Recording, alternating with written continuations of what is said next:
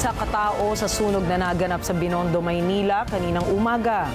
Ayon sa investigasyon ng Bureau of Fire Protection or BFP, pinaniniwala ang suffocation ang sanhi ng pagkamatay ng mga biktima. Mga detalye ng balita, ibabahagi maya-maya.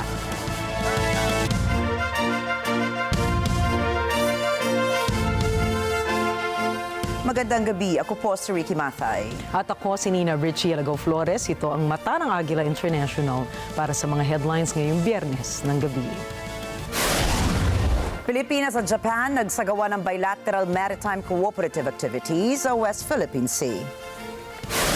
Maria Cristina Roque nanumpa bilang Acting Secretary ng Department of Trade and Industry. Estados Unidos at Russia nagsagawa ng makasaysayang prisoner swap. Turkiye biglang ipinagbawal ang Instagram.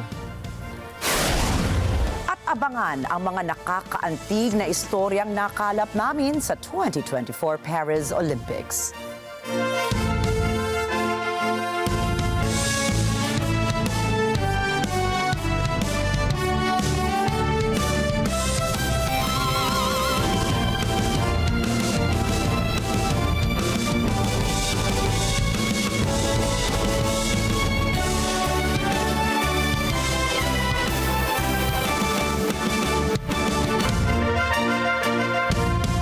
Kauna-unahang pagkakataon, isinagawa ng Armed Forces of the Philippines or AFP at ng Japan Maritime Self-Defense Force ang Bilateral Maritime Cooperative Activity or MCA. Naganap ang MCA ng Philippine Navy at Japanese counterpart nito sa West Philippine Sea o WPS.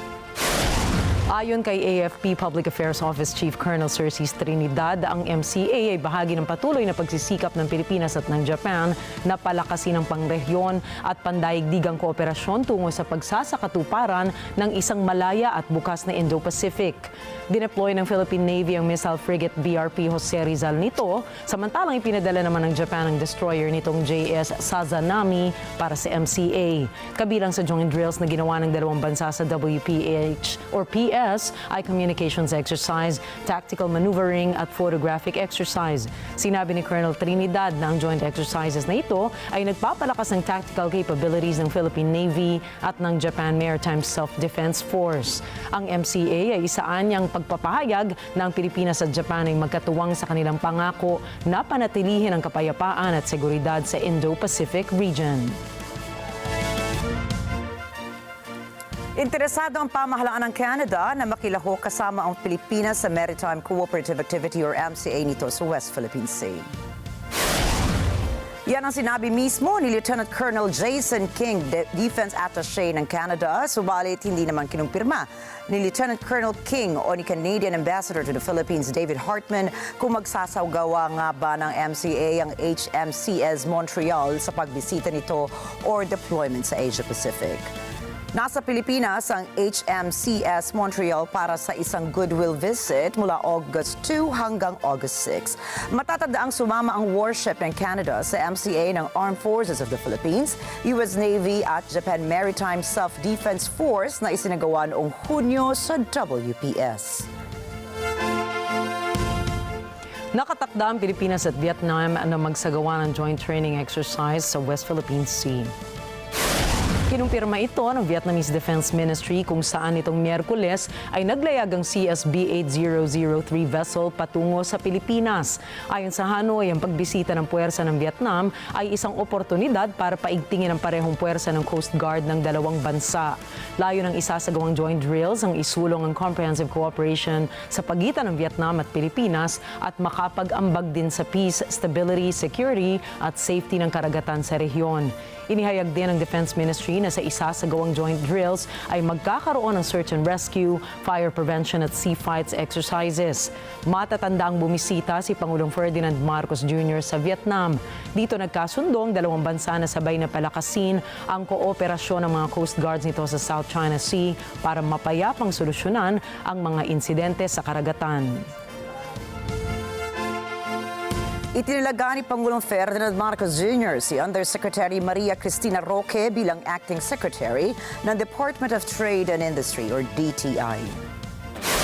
Inanunsyo ng Presidential Communications Office or PCO ang pagtatalaga kay Roque sa parehong araw na naging epektibo ang pag-resign ni Secretary Alfredo Pascual.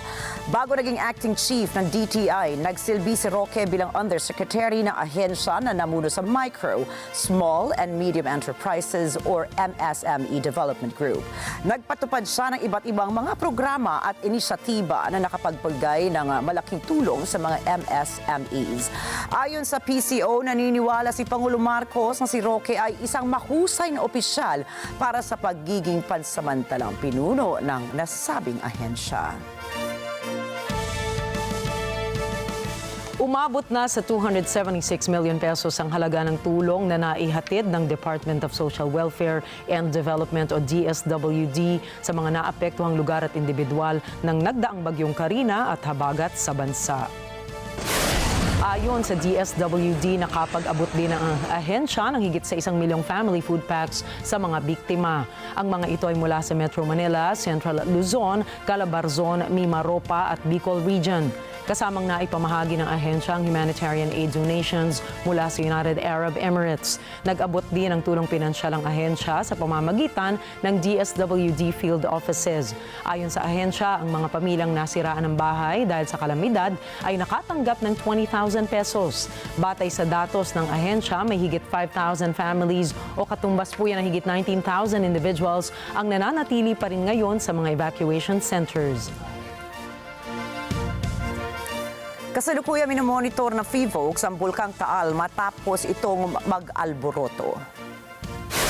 Batay sa bulletin ng ehensya, nakapagdala ito ng phreatic eruption sa Bulkang Taal na tumagal ng 5 minuto. Nagbuga naman ang nasabing bulkan na makapal na usok na umabot sa 1,500 meters ang taas. Nitong July 29, nagbuga ang Bulkang Taal na 1,709 tonelada ng sulfur dioxide o asupre. Nananatiling nasa alert level 1 ang sitwasyon ng bulkan kung saan ito ay may low-level unrest. Pinagbawalan din ng ahensya ang pagpasok sa permanent danger zone sa paligid ng Bulkang Taal, lalo na sa bisinidad ng main crater at ng Daang Castilla Fissure.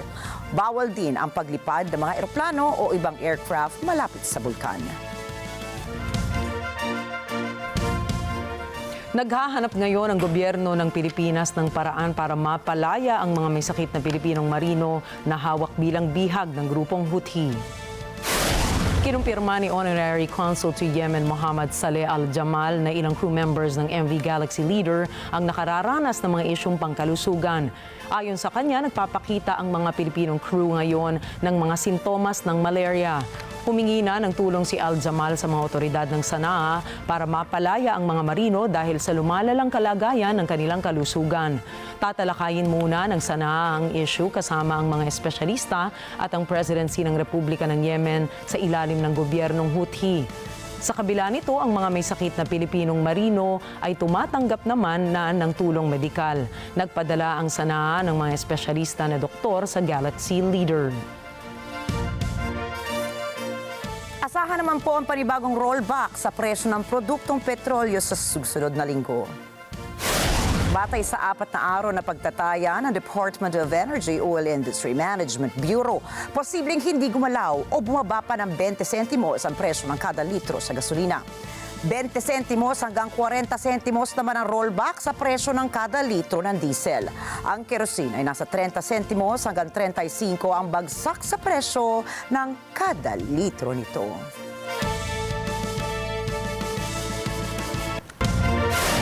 Susunod, Iran Supreme Leader Khamenei nangakong ipaghihiganti si Hamas political Ismail Haniyeh. US hindi kinilala ang pagkapanalo ni Nicolas Maduro bilang Venezuela President. At Estados Unidos at Russia nagsagawa ng major prisoner exchange. Mga detalye ng mga balita sa pagbabalik na Mata ng Agila International.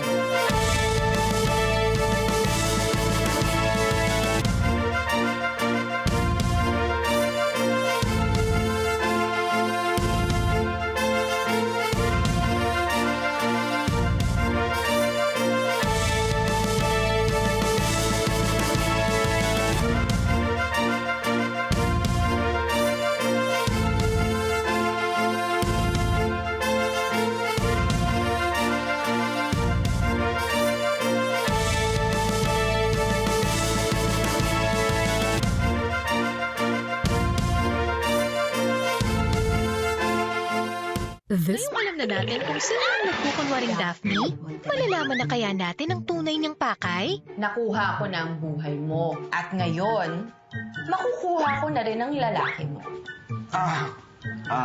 Ma'am, Daphne, pwede ba kitang ma-invite mag-dinner? Sige, yes ako dyan sa dinner na yan. Mukhang tama si Daphne, pero parang may ibang plano si Lloyd. Hindi ko nababanatan na kung pwede ko nang kunin yung property niya. Nandaan-daan kasi medyo malambing siya sa akin, hindi na masukat. Kaya yun ang perfect time. Pero mag-ingat ka, Lloyd, ha? Baka naman ma-fall ka dyan, makonvince ka niya na hindi niya na-ibenta yung property niya. Lloyd. May sakit yung papa ko. Oops, ano naman ito? Kaya nga ayoko sana ibenta yung property ng papa ko dito sa resort. Sorry pala, hindi na natin pwede bilhin yung property ni Daphne. Ganun ba? Alam mo, Lloyd, ikaw na lang mag-desisyon, di ba? Bahala ka na sa buhay mo. Alamin kung ito na ba ang pagkawatak-watak ng barkadang minahal nyo na. Hello? Ma'am Senator. Hi, Lloyd. Oo, tuloy, pero may mga questions ako syempre bago ako mag-finalize ng ating booking. Dito sa Goodwill Season 4, bago mag-Karina Interviews. 5 p.m. ng hapon, dito sa Net 25. Sa Net 25.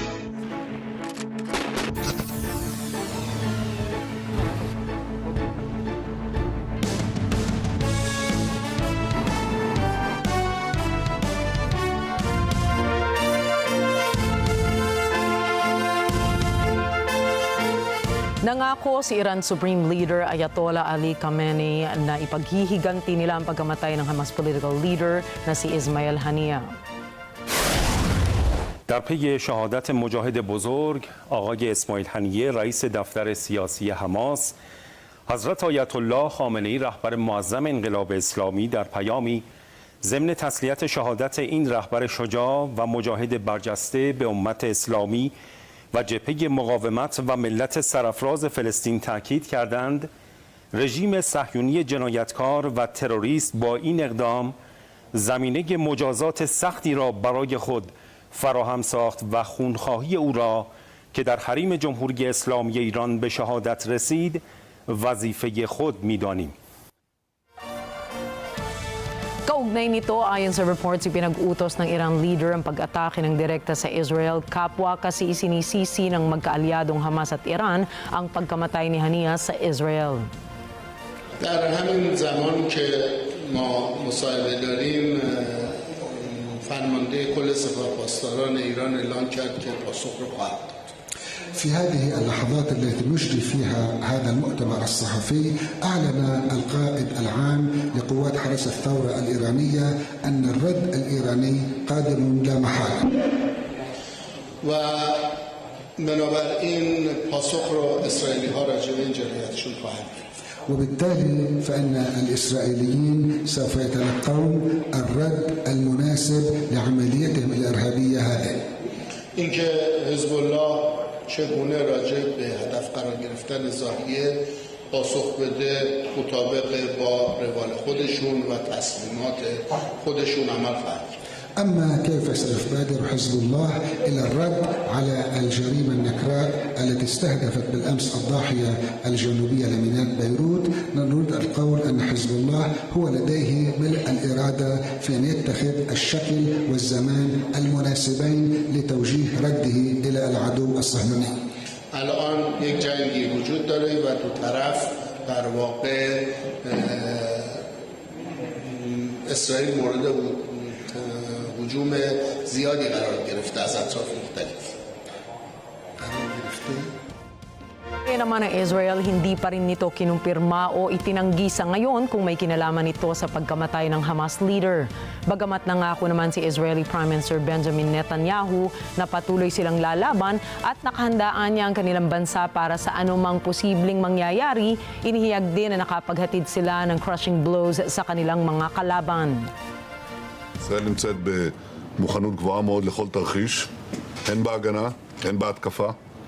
אנחנו נגבה מחיר כבד מאוד על כל מעשה תוקפנות נגדנו, מכל זירה שהיא.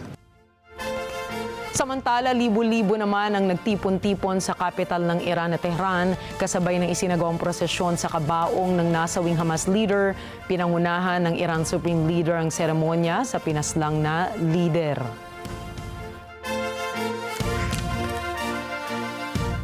Sa 39,000 mga namatay sa giyera sa Gaza, 20,000 ang na-verify na ng Health Ministry. At sa mga ito, kinumpirma ng ahensya na 9,000 ang kabataan, 2,400 ang matatanda at higit 5,300 ang kababaihan. Narito po ang karagdagang detalye mula kay May Fanway Zaragoza. Sinabi ni UN Envoy Andrea De Domenico na sa bawat araw, tumataas ang bilang ng mga namamatay at bilang ng mga nasasaktan sa Gaza dahil sa laban ng Hamas at Israel. Kamakailan ay kinilala na anya ng Ministry of Health and Territory ang 20,039 na mga namatay rito. The toll of the war is still increasing. We are now more than 39,000 killed, fatalities in Gaza as of the 31st of July. The Ministry of Health of Gaza has confirmed the identity of 28,000 out of these 39,000. And they could confirm over 9,000 children, over 2,400 elderly, and over 5,300 women among those. Anya, 71,000 naman ang naitalang nasaktan dahil sa giyera. Tinukoy ni De Domenico ang isa sa mga sakit na kinakaharap ngayon ng mga naroon, lalo na ng mga bata. We unfortunately have registered positive cases on samples taken on sewage of polio. You might have heard this, and colleagues of WHO and the humanitarian community are working as we speak about putting up a plan to deal with the risk of polio contamination. Samantala, dinitalye rin ni De Domenico ang bilang ng mga namatay at nasaktan sa parte naman ng Israel. And on the Israeli side, the war so far has generated 1,200 fatalities, including 33 children. There has been more than 5,400 injured. And specifically in Gaza, we had the government of Israel has given data about those fatalities. We had 329 fatalities and 2,173 injured. Mifem Zaragoza para sa Mata ng Agila International. Trusted, connected, on point. Isinagawa ng Estados Unidos ang isang pag-atake sa Iraq na tinatawag nilang isang self-defense dahil sa banta ng Popular Mobilization Forces o PMF sa kanilang mga puwersa. If Israel is attacked, we certainly will help defend Israel. You saw us do that in April. You can expect to see us do that again. But we don't want to see any of that happen. We're going to work hard to make sure that we're doing things to help take the temperature down and address issues through diplomatic means. Sabi ng pulisya ng Iraq na ang pag-ataking ito ay pumatay ng 4 na miyembro ng PMF. Samantala, matapos ang mga pagsabog, hindi nagbigay ng pahayag ang PMF kung sino ang may kagagawa ng pag-atake. Subalit sinabi ng mga opisyal ng US na target ng pag-atake ang mga militante na sa palagay nila ay nagbabalak maglungsad ng mga drone attacks at mga pagbabanta sa publiko. I said I don't think war is inevitable. I maintain that. I think there's always room and opportunities for diplomacy, and I'd like to see parties pursue those opportunities. And certainly what we've seen along the border, the northern border with Israel, over time that's been a concern of ours. Again, we're going to do everything we can to make sure that we keep things from turning into a broader conflict throughout the region. Nanawagan ng United Nations na pabilisin ang pag-deploy ng mga international security forces sa Haiti. Ito po ay matapos ang mga ulat na hindi bababa sa 1,379 na tao ang napatay o nasugatan na sa gang war sa Haiti. Bukod sa mga napatay at nasugatan, mayroong humigit kumulang na 428 katao ang nakidnap sa Haiti habang may tinatayang 40 biktima ng sexual na pang-aabuso araw-araw sa bansa.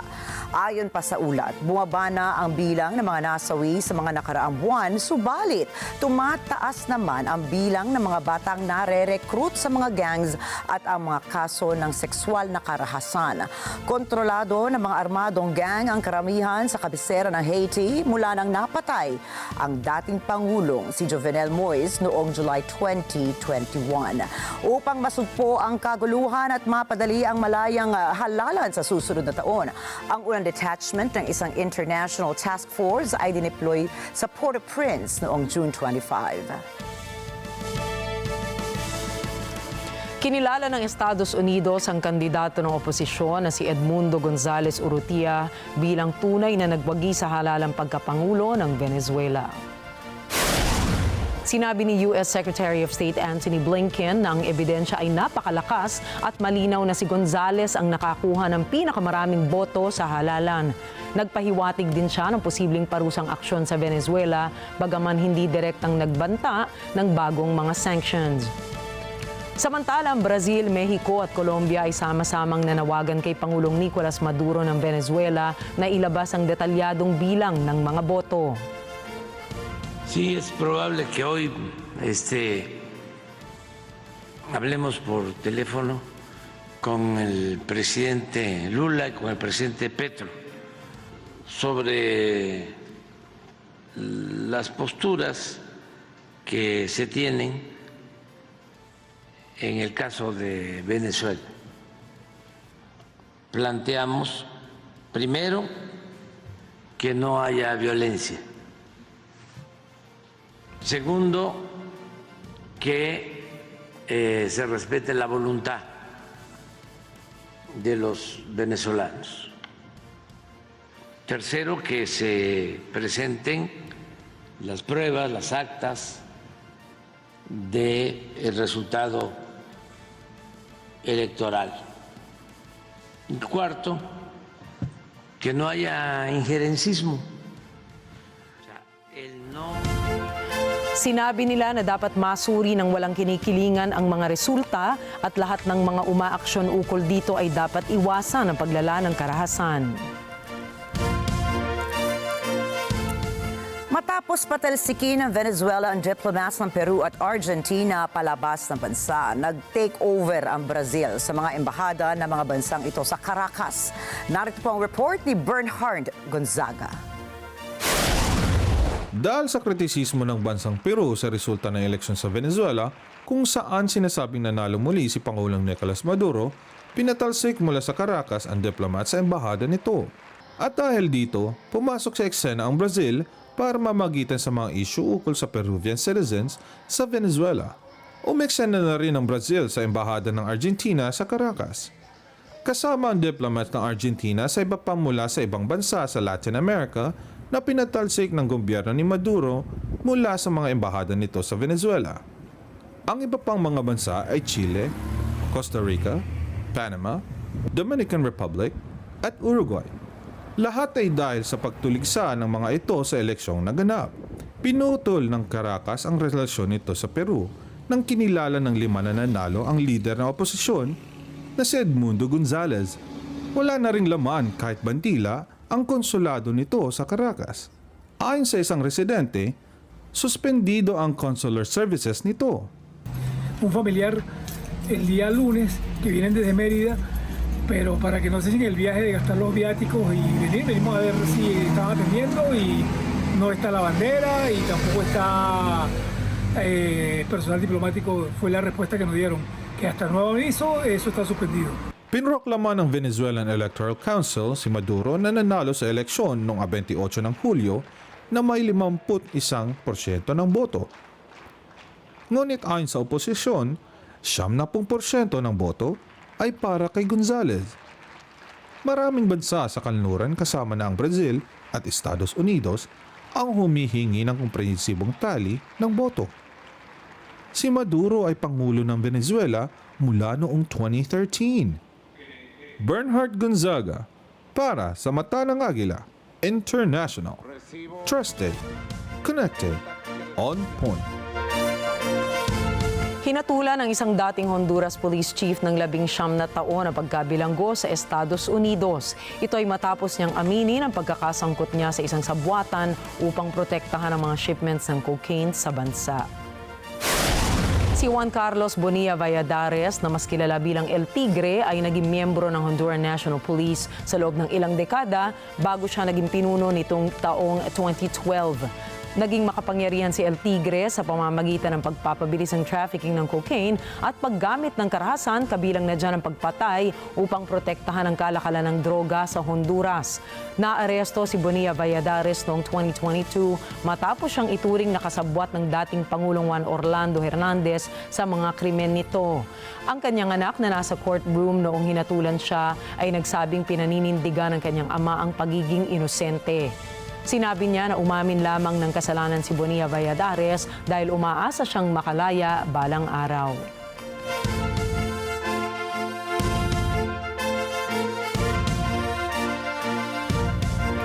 Bahagi ng pinakamalaking prisoner exchange mula noong pagkatapos ng Cold War, pinakawala ng Russia noong Huwebes sina US journalist Evan Gershkovich at dating US Marine Paul Whelan.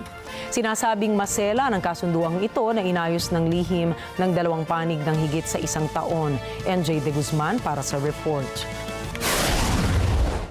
Sa isang makasaysayang palitan ng bihag sa pagitan ng Estados Unidos at Russia, malaya ng muli sina US journalist Evan Gershkovich at dating US Marine Paul Whelan.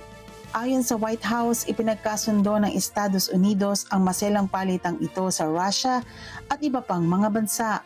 8 bihag anya mula sa kanluran ang ibinalik naman sa Russia. Kinumpirma ng Germany na kasama sa napauwi na sa Russia ay si Vadim Krasikov. Nakonvict si Krasikov ng pagpatay sa isang exile dissident sa Berlin. Ayon naman sa Turkey, 10 katao kasama ang 2 bata ang biniyahe pabalik sa Russia, 13 sa Germany at 3 sa US. Kasama rin sa nakipagpalitan ng bihag ay ang Poland, Slovenia, Norway at Belarus. Ayon sa Kremlin, ang desisyon ng Moscow na palayain ang mga bihag nito ay upang makauwi na ang mga nakakulong na Russians sa ibang bansa.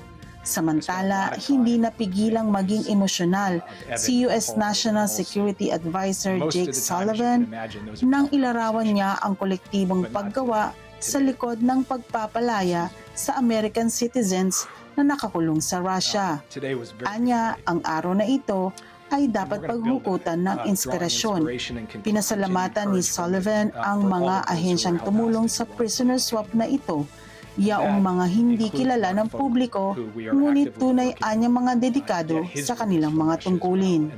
I spent a lot of time with the families of Evan and Paul and also, and most of the time, as you can imagine, those are tough conversations. But not today. Today, excuse me. Today was a very good day. And we're going to build on it, drawing inspiration and continued courage from it for all of those who are held hostage or wrongfully detained around the world. And that includes Mark Fogel, who we are actively working to get his release from Russia as well. And there are others being held in Syria, Afghanistan, other countries around the world who we are working to get released. And just on a personal note, I want to say that this is the culmination of a monumental level of effort and level of skill by my teammates across the national security enterprise. My colleagues here at the NSC, my colleagues at the Central Intelligence Agency, my colleagues at the State Department. These are dedicated, talented professionals who are not in the headlines, who don't get to stand at a podium like this one. And it was at the President's direction that they built and pulled off the most intricate, expansive deal of its kind in memory. Ayon sa isang analyst, ang palitang ito ng mga bihag ay hindi inaasahang magiging ganito kalaki. Anya, malaking papel ang ginampanan ng Turkiye bilang tagapamagitan ng Russia at US. Talks have been going on for a long time in secret. Every once in a while, rumors would appear that there had been a breakthrough, but nothing on the scale of this size was expected. Turkey has played an important role as a go-between between Russia and the United States. Turkey has good relations with Russia while it's also a member of NATO in good standing. So President Erdogan could play the role of broker and still have credibility with both the Western European countries and with Russia as well. NJ De Guzman for Mata ng Agila International, trusted, connected, on point. Pinuri ng White House ang prisoner swap na naganap noong Huwebes. Pinaninindigan po nito na walang salaping sangkot sa pinakamalaking East-West prisoner swap. Narito ang report ni Michelle Verzonilla. Ayon kay U.S. National Security Advisor Jake Sullivan, kulang na sabihing labis na kaligayahan ang naramdaman ng mga nasa Oval Office kasama ang pamilya ng mga bihag na pinakawalan nang ipaalam ni Pangulong Joe Biden ang magandang balita. Today, as you've seen and heard from the President and from Karine, we've completed one of the largest and certainly the most complex exchange in history.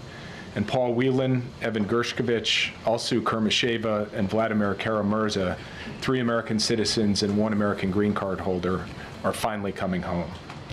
I had the honor and pleasure of joining the President this morning in the Oval Office as he shared the wonderful news with the families. And then together they spoke with Paul, Evan, Alsu, and Vladimir, who were on the tarmac in Ankara with U.S. officials where the exchange happened. To say that everyone in the room was overjoyed, even at a loss for words, is an understatement. Matapos purihin ng White House ang East-West prisoner exchange noong Huwebes, sinabi nitong walang usaping pera at walang pagluluwag ng sanctions ang sangkot sa kasunduan. Can you just confirm that no money was exchanged, no sanctions were... Lamang sa mga kaso ng libo-libo mga Palestinians na nasasawi dahil sa pag-atake ng Israel. Nagsimula ang labanan na ito ng umata 1972 Munich Olympics.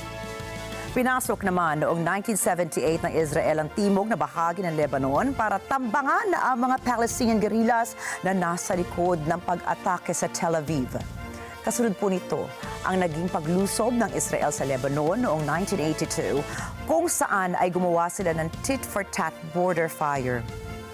Kasabay po nito ay inilikas naman ang libu-libo mga Palestinian fighters na naging bahagi ng 10 linggong pambobomba ng Israel sa Beirut.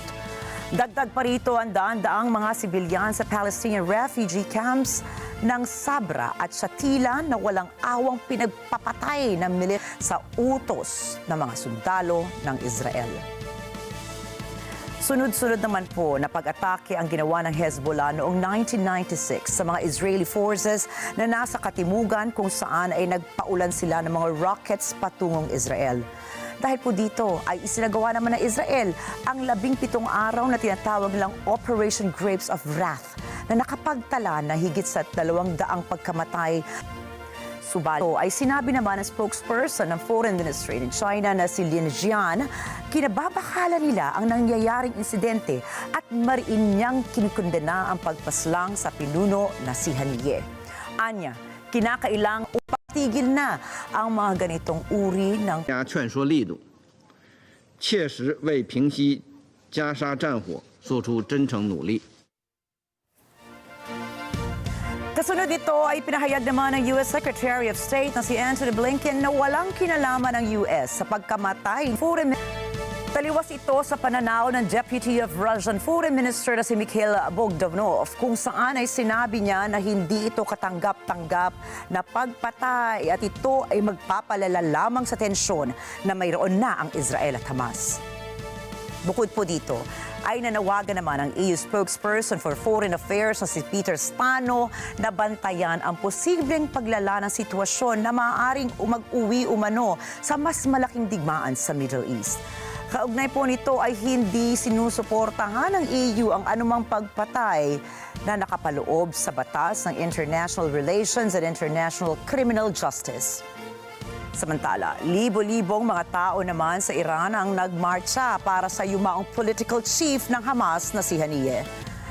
Nakatakdang iburol ito sa Tehran kung saan ay idineklara nila ang 3 araw ng pagluluksa bago ito tuluyang dalhin at ilibing sa Qatar. Sa kasalukuyan, nagbabala ang Lebanon charge d'affaires for the UN na si Hadi Hashem sa United Nations Security Council UNSC sa posibilidad ng digmaan sa Middle East na maaaring makaapekto sa pandaigdigang posisyon ng iba pang mga bansa. Anya, simula pa noong 1967 ay inangkin na ng Israel ang lupain sa Gaza na siya namang naging dahilan ng pagkamatay ng libo-libong mga Palestinians. Sa kabilang banda, sinabi naman ni Israel Minister of Heritage na si Amichai Elahayu na ang ginagawa nila ay tama bilang bahagi umano ng pag-aalis ng mga dumi sa mundo na hindi naman kailangan. Giit pa niya ay hindi sila papayag na sumuko at ang pagkamatay ni Haniyeh ay makatutulong para sa mas maganda at payapang buhay sa mundo. We will defend ourselves and respond with great force against those who harm us. The State of Israel will not stand idly by. We will continue to defend ourselves and our citizens. The world must support Israel at this time and demand Hezbollah's compliance with the Security Council resolutions 1701 by ceasing its attacks, withdrawing to the north of the Litani River, and disarming. Nanindigan naman ang senior Hamas official ni si Sami Abu Juri na ang ginawang pagpaslang ng Israel kay Haniyeh ay hindi magiging dahilan para sila ay mawalan ng pag-asang lumaban. Dagdag pa niya, patuloy na lalabas ang Hamas kasama na ang iba pang mga sumusuporta sa kanila at hindi maiuuwi sa wala ang sakripisyo ng mga namatay. The Islamic Republic of Iran condemn in the strongest possible terms this horrible terrorist act as a most serious violation of international law and the Charter of the United Nations, as well as a grave breach of Iran's sovereignty and national security. This aggressive act of terrorism, as provocative as it is, constitutes a serious breach of peace and security and requires immediate and effective action by the UN Security Council.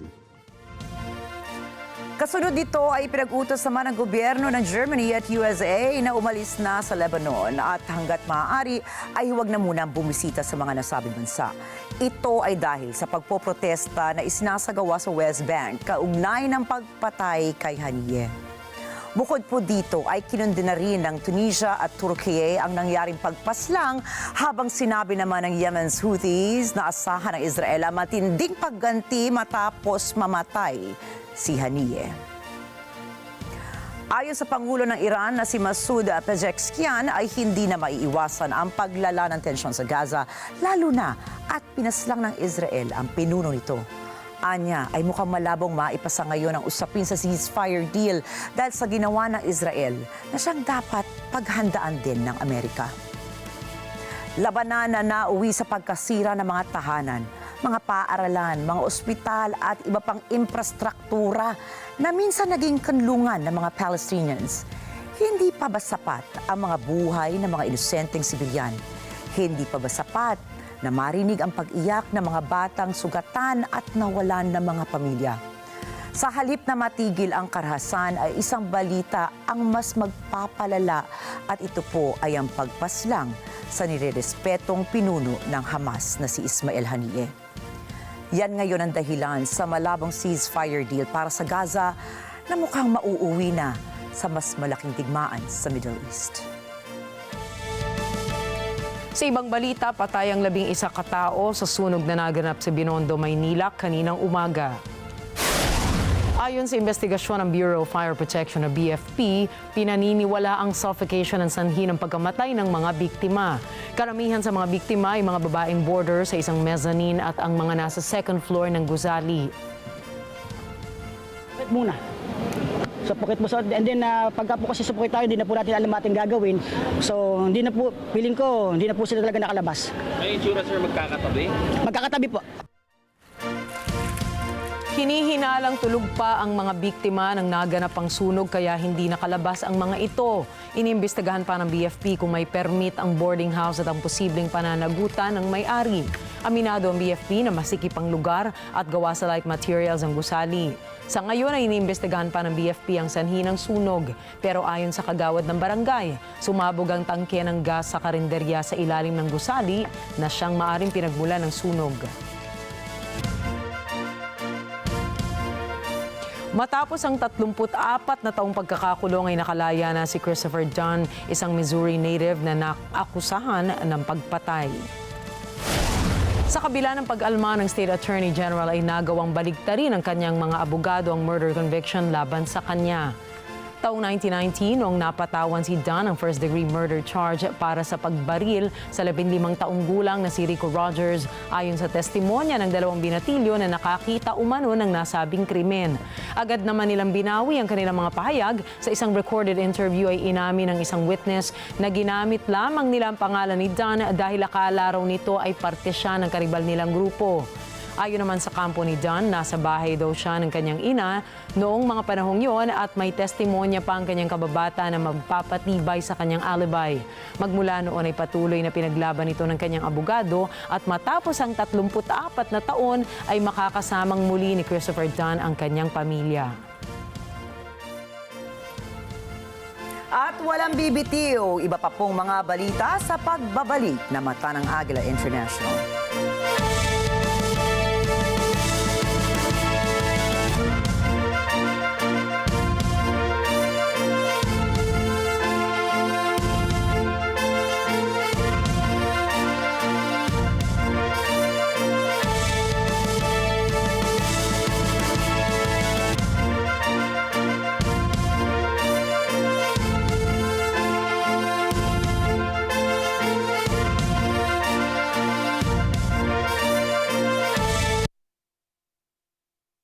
This portion is brought to you by North Luzon X.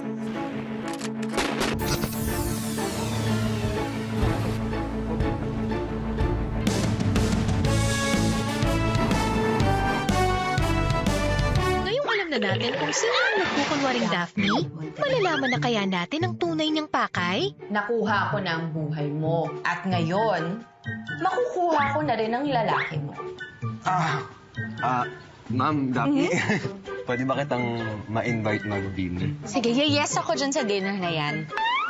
Mukhang tama si Daphne, pero parang may ibang plano si Lloyd. Hindi ko nababanatan ako kung pwede ko nang kunin yung property niya. Nagdahan-dahan kasi ngayon, medyo malambing siya sa akin, hindi na masukat. Kaya yun ang perfect time. Pero mag-ingat ka, Lloyd, ha? Baka naman ma-fall ka dyan, ma-convince ka niya na hindi niya na-ibenta yung property niya. May sakit yung papa ko. Oops, ano naman ito? Kaya nga ayoko sana ibenta yung property ng papa ko dito sa resort. Sorry pala, hindi na natin pwede bilhin yung property ni Daphne. Ganun ba? Alam mo, Lloyd, ikaw na lang mag-desisyon, di ba? Bahala ka na sa buhay mo. Alamin kung ito na ba ang pagkawatak-watak ng barkadang minahal nyo na. Hello? Ma'am Senator. Hi, Lloyd. Oo, tuloy, pero may mga questions ako siya.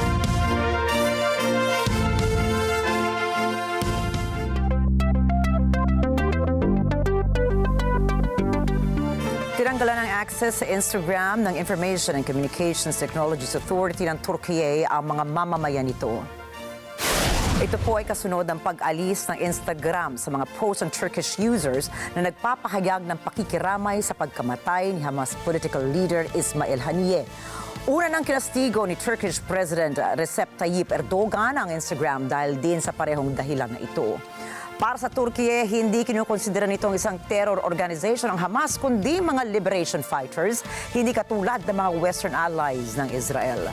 Nitong araw ng Biyernes ay nagdaos ng pagdadalamhati ang Turkiye para sa pagkamatay ni Haniyeh.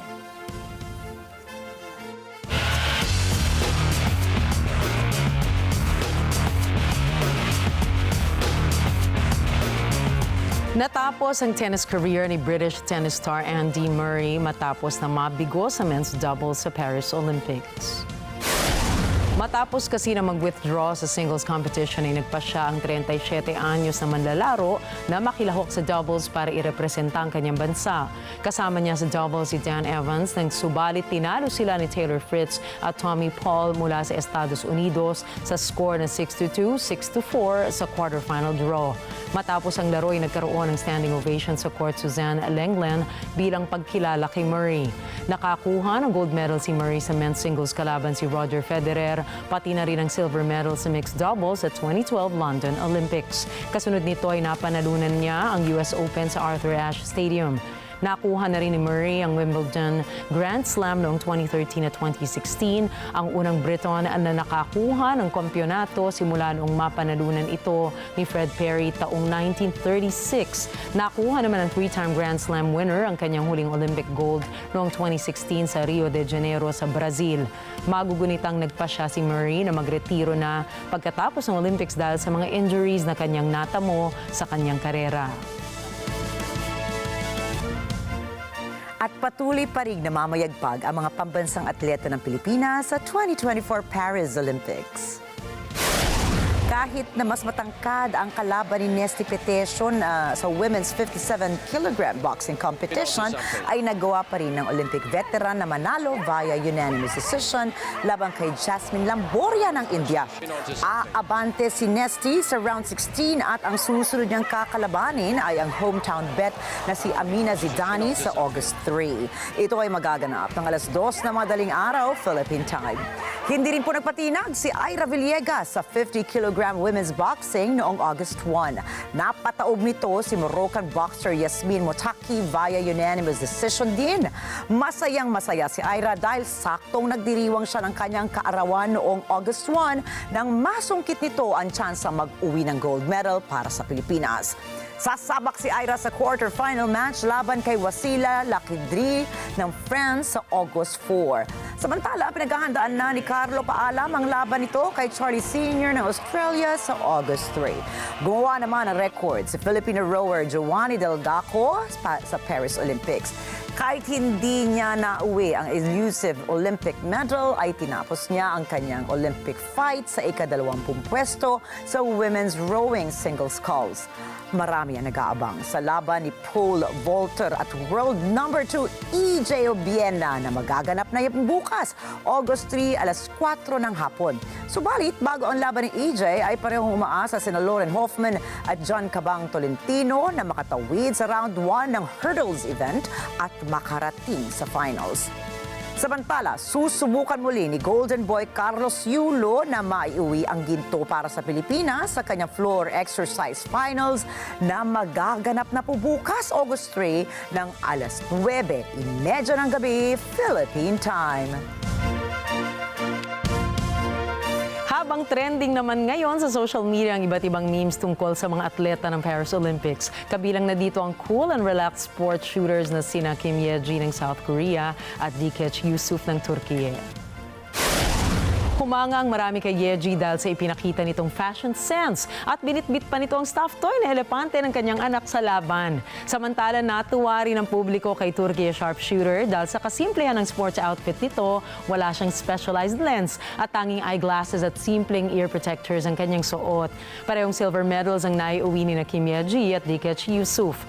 Samantala, napatunayan naman ni Jing Zheng ng Chile at ni Xiaolian ng Luxembourg na age is just a number. Kasi kahit na 58 years old na si Zheng habang 61 years old naman si Xiaolian ay kayang-kaya pa nilang makipagsabayan sa kanilang mga kalaban.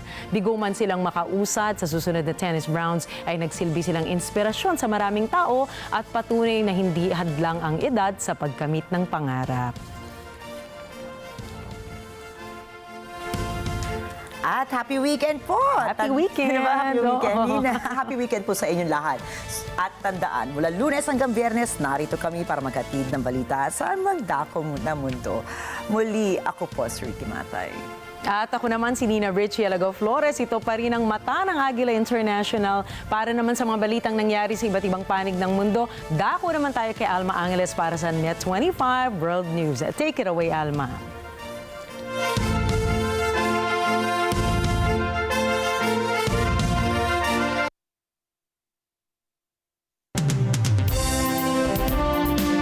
Nina Enrique, good evening everyone. I'm Alma Angeles and you're watching Net 25 World News on tonight's headlines. Tonight, a historic prisoner swap has freed Wall Street Journal reporter Ivan Gershkovich and Marine veteran Paul Whelan after months of captivity in Russia, and they are now home. We'll break down the complex negotiations that led to this deal. More on this critical story. The news starts now.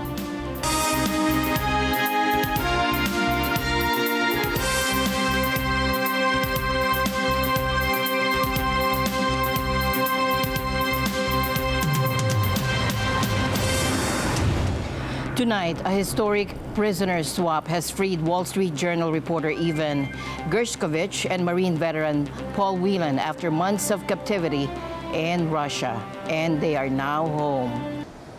The White House said it negotiated the trade with Russia, Germany, and 3 other countries. The deal, negotiated in secrecy for more than a year, involved 24 prisoners, 16 moving from Russia to the West and 8 sent back to Russia from the West. They included Vadim Krasikov, convicted of murdering an exiled dissident in Berlin, according to the government of Germany. U.S. President Joe Biden hailed the deal as a feat of diplomacy and friendship and praised Washington's allies for their bold and brave decisions. I meant what I said. Alliances make a difference. They stepped up. They took a chance for us. It mattered a lot. So I'm delighted they're home. Biden and Vice President Kamala Harris greeted freed Americans Gershkovich, Whelan, and journalist Alsu Kurmasheva, as well as Russian-British dissident and U.S. resident Vladimir Marek Murza, as they arrived at Joint Base Andrews, Maryland, shortly before midnight. The deal provides the Biden administration with a marquee diplomatic success as the U.S. presidential campaign, pitting Harris against Republican former President Trump, enters its final months. Still, the multi-country deal appeared to be a one-time exchange that does not reset the antagonistic U.S.-Russia relationship. Also involved in the deal were Poland, Slovenia, Norway, and Belarus, and Turkey coordinated the exchange. Today's exchange is a feat of diplomacy that honestly could only be achieved by a leader like Joe Biden. At his direction, the professionals in our national security, foreign policy, and intelligence community worked tirelessly and relentlessly to secure the release of 16 individuals who were detained in Russia. The 3 American citizens, 1 American green card holder, 5 German citizens, and 7 Russian political prisoners in exchange for 8 individuals held in a combination of the United States, Germany, Norway, Slovenia, and Poland.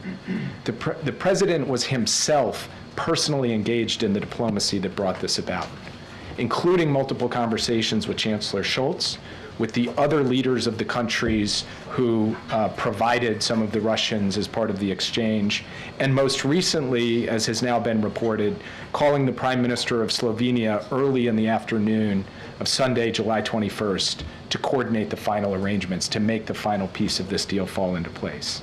But not today. Today, excuse me. Today was a very good day, and we're going to build on it, drawing inspiration and continued courage from it for all of those who are held hostage or wrongfully detained around the world. And that includes Mark Fogel, who we are actively working to get his release from Russia as well. And there are others being held in Syria, Afghanistan, other countries around the world who we are working to get released.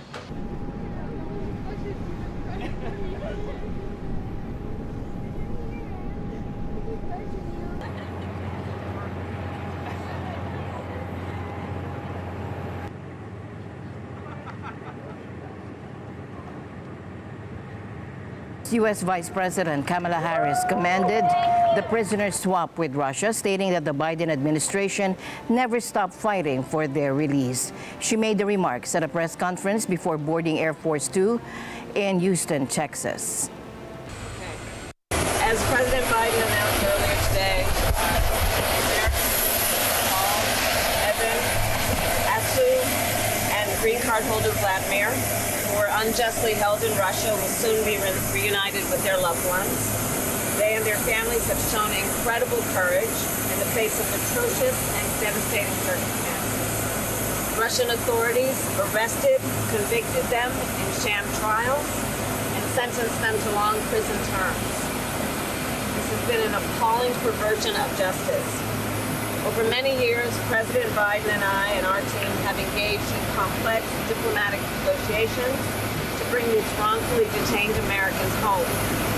We never stopped fighting for their release. And today, in spite of all of their suffering, it gives me great comfort to know that their horrible ordeal is finally over. This exchange also includes the release of Russian political prisoners including those who worked with Alexei Navalny. Earlier today, I spoke with Alexei's widow, Yulia, to discuss the significance of their release. And as I told her, this being an additional time from previous conversations with her, the United States stands with all of those who are fighting for freedom in Russia. As we celebrate today's news, we must also keep front of mind that there are other Americans that are unjustly being held in places around the world.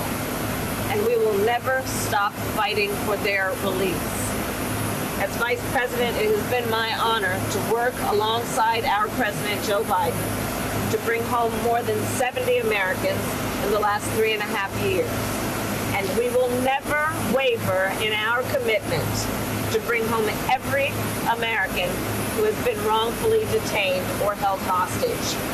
That is my solemn commitment to my fellow Americans, which I will always honor. U.S. National Security Advisor Jake Sullivan announced August 1 that no money was exchanged in the largest East-West prisoner exchange since the Cold War's end. Sullivan also clarified that no sanctions were loosened to make the deal possible. Can you just confirm that no money was exchanged, no sanctions were loosened to facilitate this deal? Yes, I can confirm that. When asked about the involvement of Russian President Vladimir Putin and his deputy, Sullivan emphasized the sensitive nature of the discussions. No engagement directly with Vladimir Putin. What about his deputies? There was extensive engagement with Russian officials over the course of this. I'm not going to get into the details because those channels are sensitive and need to be protected for exactly this reason, because having those sensitive channels enables us to produce results like today. Turkey, which coordinated the exchange, said 10 people, including 2 children, had been moved to Russia, 13 to Germany, and 3 to the United States. Also involved in the swap were Poland, Slovenia, Norway, and Belarus. Germany's pivotal role in a prisoner swap with Russia saw the release of a convicted murderer in exchange for Western hostages. Berlin traded Vadim Krasikov, jailed for a high-profile 2019 murder for 15 people, wrongfully imprisoned in Russia, and a German facing the death penalty in Belarus. The decision was difficult but justified by the need to free innocent captives. The U.S. played a key role in brokering the deal, with President Biden personally requesting Germany's cooperation. Die Freilassung war nun möglich, indem russische Staatsangehörige mit nachrichtendienstlichem Hintergrund, die in Europa in Haft saßen, abgeschoben und nach Russland überstellt wurden. Darunter befand sich auch unter anderem Vadim Krasikov, der Ende 2022 vom Kammergericht Berlin zu einer lebenslangen Freiheitsstrafe verurteilt worden ist, nachdem er im August 2010 in Berlin einen georgischen Staatsbürger tschetschenischer Abstammung in der Parkanlage Kleiner Tiergarten ermordet hatte. Das staatliche Interesse an der Vollstreckung der Freiheitsstrafe war in Abwägung zu bringen mit der Freiheit und Gefahr für Leib und in einigen Fällen auch des Lebens unschuldig in Russland inhaftierter Personen und zu Unrecht politisch Inhaftierter. The United States and Russia completed a historic prisoner swap, with 24 people getting to taste freedom. The deal included the release of Wall Street Journal reporter Evan Gershkovich and fellow American Paul Whelan. Thomas I. Likeness for more. U.S. President Joe Biden says negotiations have been underway for several months and involved several nations. The deal that made this possible was a feat of diplomacy and friendship. Multiple countries helped get this done. They joined the difficult, complex negotiations at my request, and I personally thank them all again. And I've thanked them personally, and I'll thank them again. The exchange took place in Ankara, Turkey. Russia released 16 prisoners. Now the group included 4 Americans, 5 Germans, and 7 Russian citizens who had been held political prisoners in their own country. In exchange, 8 Russians being held in the West have been returned home. Columbia University professor Timothy Fry says, when you look at who has been set free, it becomes apparent this is not a balanced deal. On the Russian side, it's cyber hackers, sleeper agents, and in one case, a prisoner who was convicted of murder in Germany and was serving a life sentence.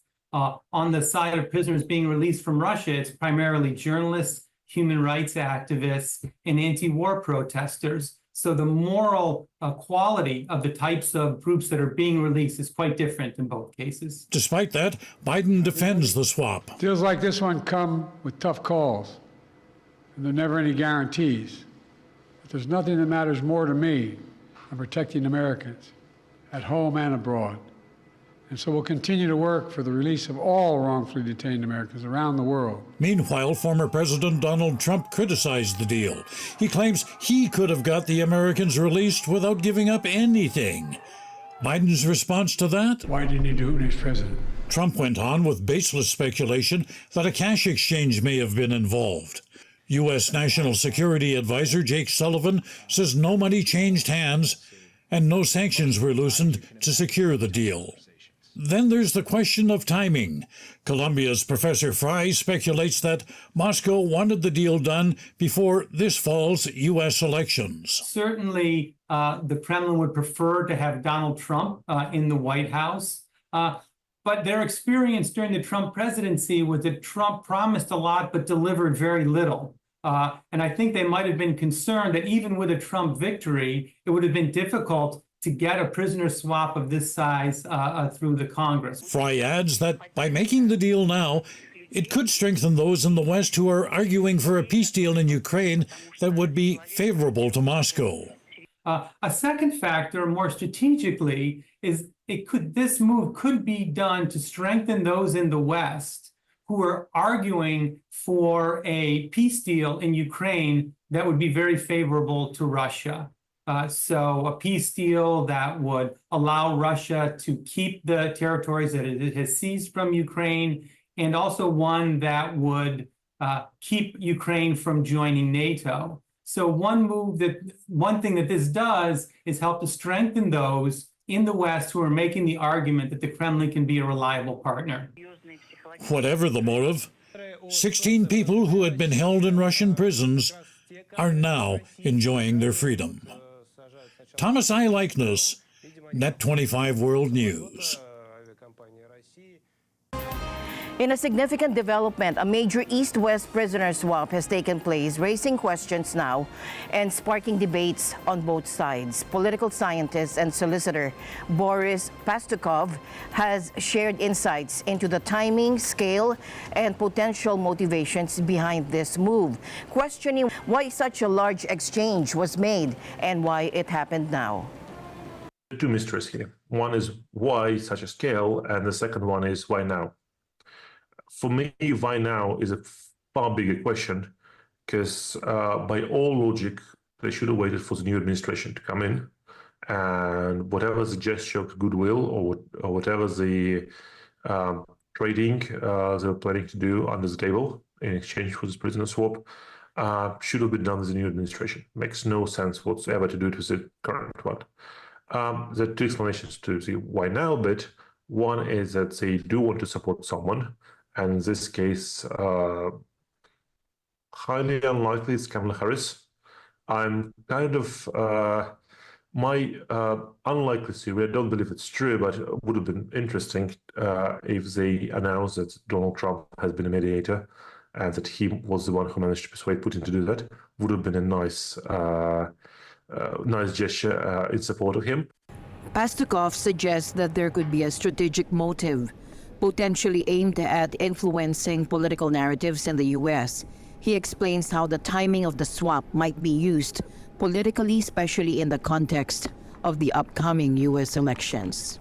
Look, if Democrats do that, and I'm Donald Trump, and Krasikov isn't it released, I don't know it yet, you can go and say, look, what they just did is they showed weakness.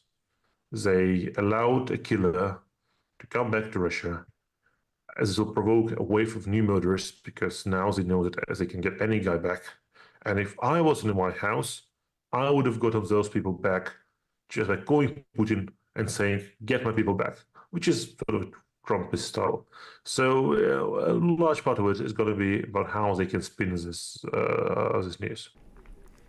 Furthermore, he discusses the implications of releasing certain prisoners, highlighting how the Kremlin might benefit from allowing opposition leaders to leave the country. He explains that this tactic could minimize their influence and discredit them among the Russian public. Why such a broad one? This is going to depend on who is on the other side of it. We don't know it yet, and we also don't know what are the underlying conditions. Maybe there are some particular sanctions lifted openly, quietly, or something like that. Overall, prisoners of war, especially for opposition leaders in Russia, is in Kremlin's interests. Surprisingly, but it's a common tactic. Kremlin tries to push people out. Navalny was perhaps an exception, even though to some extent they tried to push him out as well. But other than Navalny, Kremlin has a strong belief that there is a clear divide between oppositionaries and immigrants. And for them, once you are out, you're no longer present danger. Partially because you can't really raise people around you, perhaps more importantly because it's far easier for Kremlin, at least they perceive so, to downplay whatever you say. The strategy, according to him, extends to discrediting these individuals once they're abroad, painting them as controlled by foreign intelligence agencies and thus diminishing their impact on Russian politics. If you are saying something from London or Paris or Berlin, it's fine to say, look, those guys clearly under the control of CIA, FBI, MI6, Mossad, whatever, they've been traded because FBI, etc., were willing to take their guy in exchange for our guy. So they recognized those people as agents, even though in no way I'm suggesting it's true. And therefore, they're now sitting in London. They have no influence on real Russian public. So, yeah, I mean, in this sense, it is in Kremlin's interest. They've tried to push people out, we know that, and they've generally allowed people to move out. Not everyone, but the general rule, pretty much every major opposition who ended up in Russian prison was at some point tipped that it's going to happen and made a conscious choice to either stay and let it happen to him or believe that he will be able to somehow outrun them. The exchange, which involved American journalist Evan Gershkovich and former U.S. Marine Paul Whelan, among others, has sparked a range of reactions. While some see it as a diplomatic achievement, others view it as a potential sign of weakness. As the details of this complex negotiation continue to emerge, the geopolitical ramifications are being closely watched. At least 11 people died today in a fire at a 5-story residential and commercial building in the Chinatown precinct of the Philippine capital, according to a community official. The blaze in Manila's Binondo district was doused about 3 hours after fire responders were alerted around 7:30 a.m. local time, according to fire officials. Updated po natin is 11 po sila. 11 po. Ba't ganun po karami, sir? Probably po na natrap po sila sa ma'am. And then meron po ito isang injury. Ano lang po yun, nahirapan lang siya huminga. Wala po nakakilos doon sa kanilang kinahigaan. Kasi po nasa same na kwarto pa rin po sila, naka-intact sila doon. Probably po, unang po, nasuffocate muna. Suffocate mo. And then pagka po kasi suffocate tayo, hindi na po natin alam ating gagawin. So hindi na po, feeling ko, hindi na po sila talaga nakalabas. The Philippines has a patchy record in enforcing fire safety in buildings, homes, and offices. 16 people died in a fire at a residential and warehouse building in August last year, while a massive fire engulfed the capital's historic Central Post Office building in May 2023. In 2017, a fire at a shopping mall in southern Davao City killed 37 call center agents and a security officer. Let's now turn to our correspondent, Beverly Madrid, for the latest update on the devastating wildfires in Spain. Beverly, what can you tell us about the situation on the ground? Spain is battling two major wildfires in its eastern region as scorching heat wave grips the country. Thousands have been forced to evacuate their homes as firefighters work tirelessly to contain the blazes. In the province of Valencia, hundreds of residents were evacuated from the village of Benasau as flames encroach on the area. Firefighters say they've made progress overnight, but the situation remains critical. Me dan mucho miedo y mucha tristeza porque esto es un sitio precioso para estar aquí y perderse las montañas. Sí que ha sido un accidente, pero bueno, aún así no deja de ser triste. Y a ver, siempre duele ver estas cosas y que pase esto aquí en un paraje tan bonito como este. Yo que vengo de vacaciones y veo que esto es precioso, pues sabe mal ver que no sé cómo, pero ha pasado una desgracia y se está quemando mucha parte del monte. Meanwhile, another wildfire in the province of Cuenca has consumed over 1,500 hectares of land. The country is on high alert for wildfires as temperatures are expected to peak at a sweltering 43 to 44 degrees Celsius in some areas. This is the third heat wave to hit Spain in just 2 weeks. I fetch a lot of water in my bag, cold water, and I drink a lot of Coca-Cola. And I eat lots of fresh fruit to keep up my hydration, to be hydrated all the time. So that's how I cope with it. And high sun lotion. La gente no quería estar afuera porque aquí hace mucho calor y solo piden agua, ¿sabes? Entonces eso es lo que te digo, más adentro que afuera siempre. Meteorologists warn that climate change is intensifying these extreme weather events, with similar wildfires raging across Europe, North America, and Asia. Reporting from Spain, this is Beverly Madrid for Net 25 World News. Back to you, Alma. Thank you, Beverly. Now, August 8 marks 1 year since a deadly wildfire ripped through the Hawaiian island of Maui, leaving a trail of destruction and deaths in its wake. Now, Maui was devastated on August 8, 2023, when the wildfire swept through the resort town of Lahaina, leaving 115 people dead and hundreds missing.